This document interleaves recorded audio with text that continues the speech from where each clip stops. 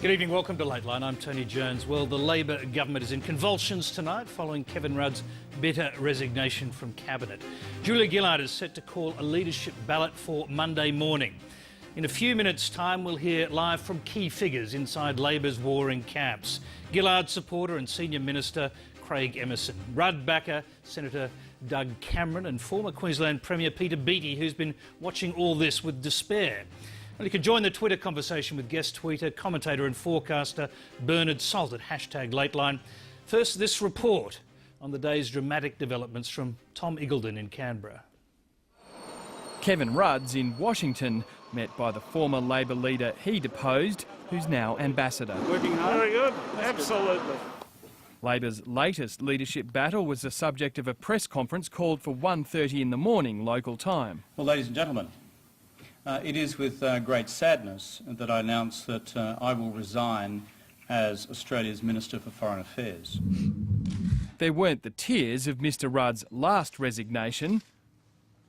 Because we chose to make a difference. Time, though, has clearly not healed Mr Rudd's scars from that day. And regrettably, there have been some similar factors at play today.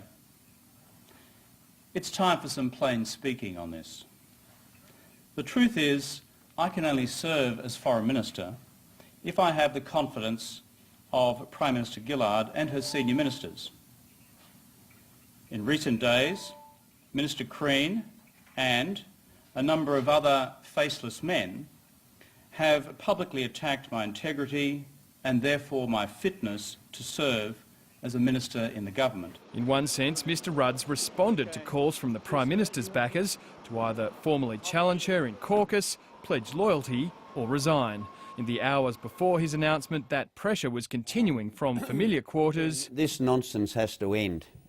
This is strangling the Labor Party of any oxygen. And from those who'd so far refrained from entering the fray. Enough is enough, and the issue must be resolved. So I think there's a collective responsibility and no one is excluded from it. Others were hinting the Prime Minister was getting ready to make her move. The view, I believe, is that she will make the correct call at the correct time on how she wants to deal with it. And in the meantime, you should be aware that the vast majority of the government completely support her. Mr Rudd spent much of the week defending what he calls baseless accusations of disloyalty from Simon Crean and other ALP colleagues, and says his move tonight is the only honourable course of action. When challenged today on these attacks, Prime Minister Gillard chose not to repudiate them. I can only reluctantly conclude that she therefore shares these views. And Mr Rudd finished his resignation statement with what amounted to a campaign speech. There is one overriding question for my caucus colleagues, and that is who is best placed to defeat Tony Abbott at the next election. And Kevin Rudd is a very popular politician. Everyone knows that. He's the most popular politician in the Labor government by a long shot. It's expected that tomorrow morning the Prime Minister will call a leadership ballot for Monday. A statement from the Prime Minister tonight reads, "I am disappointed that the concerns Mr Rudd has publicly expressed this evening were never personally raised with me, nor did he contact me to discuss his resignation prior to his decision." Mr Rudd devoted some of his speech to what he calls the faceless men who deposed him as Prime Minister, likely to be a key selling point if he decides to run in Monday's spill. But I can promise you this, there is no way that I will ever be party to a stealth attack on a sitting Prime Minister elected by the people.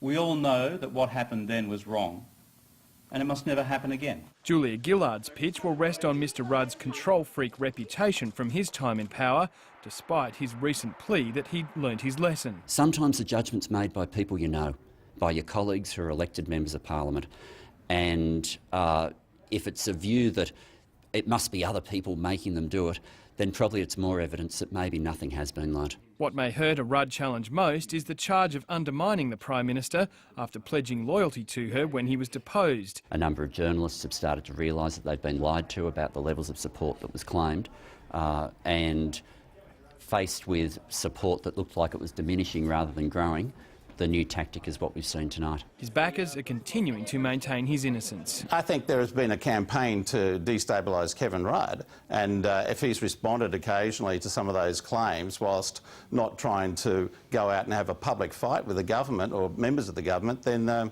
I think he's done the right thing. Julia Gillard's backers are confident they've got the numbers to crush Kevin Rudd on Monday, but his personal popularity does have undeniable appeal to a nervous backbench, and even a loss next week may not be the end of the matter. Tom Iggleton, Lateline.